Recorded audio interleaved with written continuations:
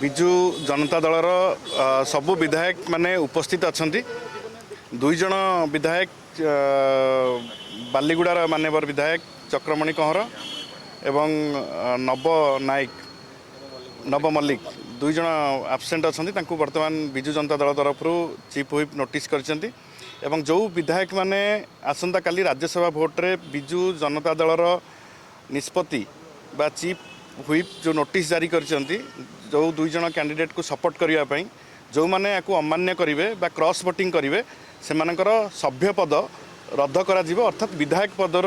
से आउ रही पारे ना तेणु से विधायक पद रद्द होगा जाऊँगी तेणु मु समस्त विधायक विजु जनता दल अनुरोध करी दयाकोरी कई भूल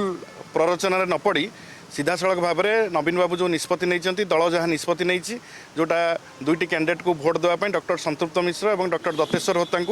जी भोट नदेव विधायक पद रद्द हो।